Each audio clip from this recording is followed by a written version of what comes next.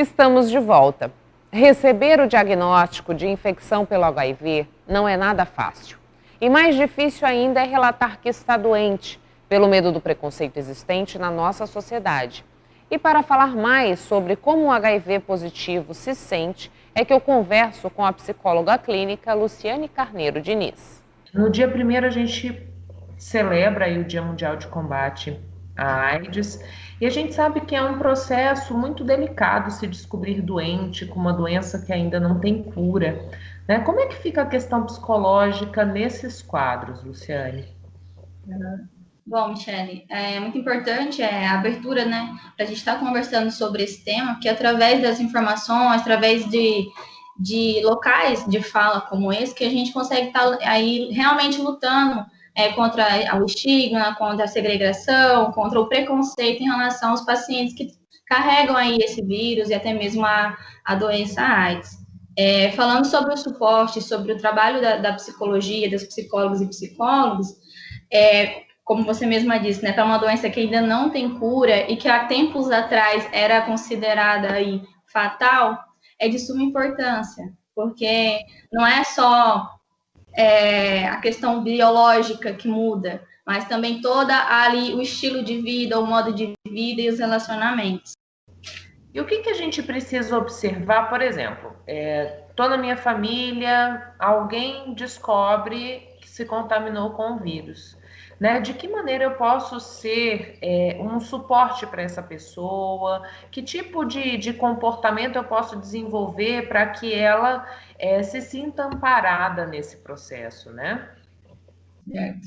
Né, bem, é uma boa observação a questão da família enquanto um suporte social, porque, né, descobrir, ter esse diagnóstico, muitas vezes causa o quê? Um afastamento ali de familiares e amigos, talvez por desconhecer o que se trata a AIDS, o que se trata o vírus HIV. E ter a família por perto, que comportamento essa família pode começar a ter com essa pessoa? O primeiro e primordial é o acolhimento, ou seja, acolher aquela pessoa livres de julgamentos ou de responsabilização, de culpa, né? Tem muitos comentários, a culpa é sua ou quem mandou. Então, fazer o caminho inverso, né? Acolher essa pessoa, porque de certa forma não está sendo fácil, não é fácil para alguém que recebeu um diagnóstico de uma doença crônica. Como que fica essa pessoa quando ela descobre que está doente, sabe? Ela pode desenvolver outras doenças paralelamente ao vírus HIV, doenças psicológicas, digo, né? Uma depressão, uma ansiedade. O que a gente vê de recorrência em pacientes que são soropositivos? Sim.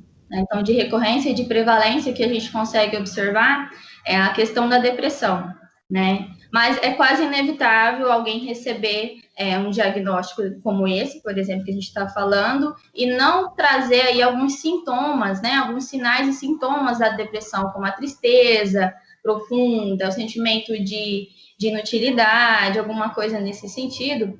Então, temos a prevalência aí da depressão, que fica um pouco difícil de diagnosticar em casos da AIDS, porque foca-se muito ali na questão biológica, que também tem alguns que desenvolve alguns traços psicológicos da depressão, porque começa a estar assim porque descobriu a doença. Pode acontecer do quê? De ser uma coincidência da pessoa ter desenvolvido, estar com depressão, mais o diagnóstico, ou pode ser ali por causa ali justificando, né? Mas como uma consequência do sofrimento ali do corpo, do próprio corpo com a AIDS, com os medicamentos, com essa questão, né, da depressão. Luciane, a gente está falando sobre o estigma social que ainda existe, né? Eu estava lendo algumas reportagens, algumas pesquisas que foram realizadas e dizendo dessa dificuldade de contar, principalmente à família e aos que é portador do vírus, justamente por conta desse preconceito que ainda existe, né? O que você pode dar como dica para quem está assistindo a gente que porventura se veja num quadro desse, né? Qual é a melhor maneira de transmitir esse tipo de informação? né? É importante a gente diferenciar, né, e dizer para as pessoas que ter HIV não é a mesma coisa de ter AIDS, né? Que o HIV, ele é o vírus, a AIDS já é a doença desenvolvida. Então, para a pessoa, né, que recebeu um diagnóstico de soro positivo, é importante ela saber essa diferença, até para ela mesma, por uma questão de autoconhecimento. E em relação a como contar para a família, é importante, assim, que você procure uma pessoa, né, de sua confiança, que você comece por essa pessoa que é mais aberta a um diálogo, para você estar começando a contar, para então você ter pelo menos alguém ali que seja o seu suporte social ou familiar, seja amigos ou familiares. Então, comece por essa pessoa, né? E seja claro, que ela permita com que você fale. Então, comece por essa pessoa que está mais suscetível, aberta a um diálogo. E como que ficam os relacionamentos amorosos, né, a partir do diagnóstico? Porque se já é difícil a gente contar para um familiar, a gente contar para os amigos que está passando por essa situação, como que fica o relacionar-se, né? Uhum. Sobre a questão dos relacionamentos amorosos, né? Voltar à vida sexual ativa é ok, né? Para muitas pessoas tem a questão, peguei AIDS, nunca mais vou ter relações sexuais, né? Pelo contrário, assim como para qualquer uma pessoa que não tenha vírus ou para que tenha o vírus, é importante o uso de preservativo, ou seja, né, a camisinha na hora das relações sexuais, né? Muitos se confundem, não sabem como que pega, como que eu vou me infectar, como que eu não vou, como que eu vou transmitir. Aí tudo da carga viral, por isso é importante aí o acompanhamento médico para um tratamento, como uma doença crônica, um tratamento que vai perdurar aí por muito tempo na vida. Então, ter esse controle da carga viral, fazer o acompanhamento, tomando os medicamentos, é importante para trazer um pouco mais de segurança para essa questão das relações sexuais. Muitos, por causa do preconceito, enfim, das estigmas que existem, acabam não contando para pessoas que se relacionam. Algumas pesquisas estavam mostrando que as pessoas não contam para aquelas pessoas em que eles têm relações sexuais apenas sexuais, sem o envolvimento ali afetivo. Quando parte para a questão de ter um relacionamento, como dizem as pessoas, mais sérios, que envolve a questão afetiva, vem o receio de contar, que na grande maioria dos casos vem a questão de romper. Então, existe essa dificuldade, mas não proibido, acabou a minha vida sexual. A gente, observando dados de Mato Grosso, nesse primeiro semestre de 2020, a gente teve aí um registro de mais de 270 novos casos de HIV positivo, e a maioria entre jovens, né? Então, assim, a gente percebe que os mais novos estão mais expostos, né, a essa questão de contrair o vírus. Por que isso se configura, sabe, Luciane? A gente ainda tem uma falta de responsabilidade ou de conscientização desses jovens sobre o risco que eles correm. Hoje está tudo muito no oba-oba, né? Com pouca responsabilização. Por que os jovens acabam mais suscetíveis? Em relação, né, aos infectados, na maioria realmente são jovens até 35 anos, na grande maioria dos casos. Então, quando a gente fala de prevenção, não é só use camisinha, né? A gente está falando o quê? De uma educação sexual também, o que você até comentou, de uma responsabilidade de estar orientando, educando, né? Muitos falam, esse tipo de assunto eu vou conversar em casa. Não, é importante que se converse também no ambiente em que esses jovens estão inseridos.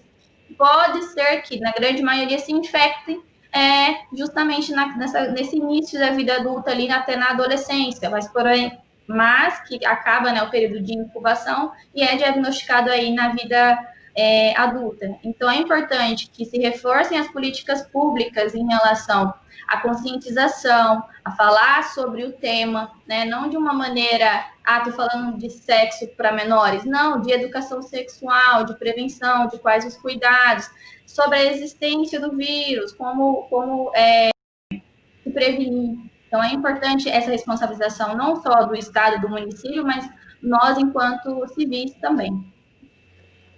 qual a importância dos grupos de apoio nesse contexto? A gente falou da família, né? A gente falou dos amigos, a gente falou aí desses relacionamentos amorosos, como eles se dão a partir do momento da descoberta da contração do vírus.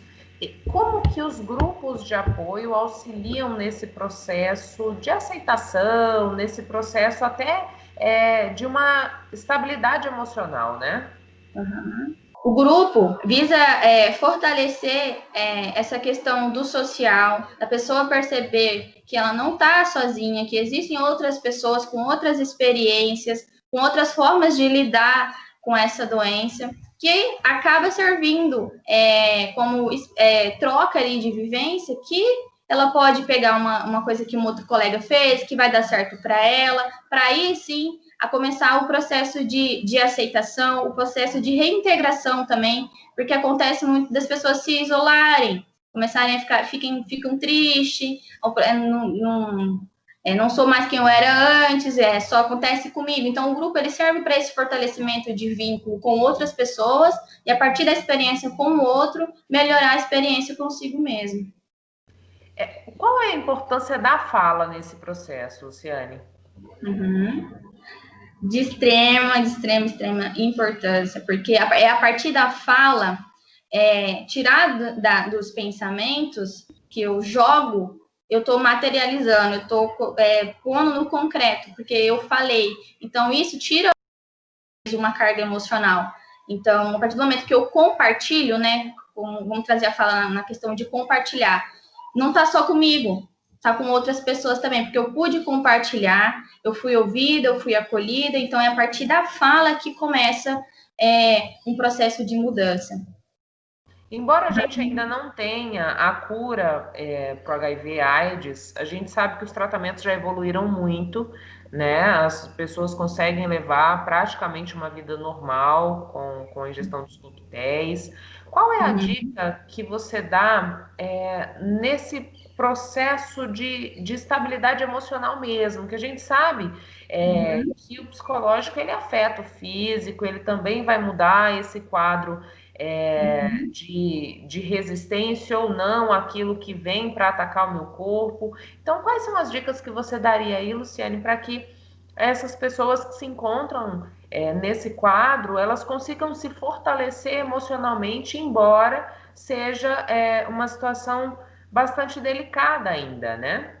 Primeiro é importante saber que é compreensível você estar num momento aí de tristeza, de raiva, de frustração, se sentindo talvez culpado, mas que é importante ter um local em que se possa acolher esses sentimentos, para que não venha aí a desenvolver uma depressão, como por exemplo no caso de pessoas que têm o diagnóstico de depressão, mais o diagnóstico seja do soro positivo ou da AIDS, há uma dificuldade em aderir ao tratamento, porque na depressão existe o sentimento intensificado de tristeza, de desesperança, as coisas estão vendo as coisas de um modo mais negativo, então por isso vem essa dificuldade de adesão ao tratamento, o que fica difícil de ter uma qualidade de vida, mesmo com tendo o vírus, tendo a AIDS. Então, é importante ter esse acompanhamento psicológico, seja com um psicólogo, um psiquiatra, estar em acompanhamento, estar atento aos seus sentimentos é importante porque interfere no tratamento aí da AIDS. Intervalo e a gente volta daqui a pouquinho, não saia daí.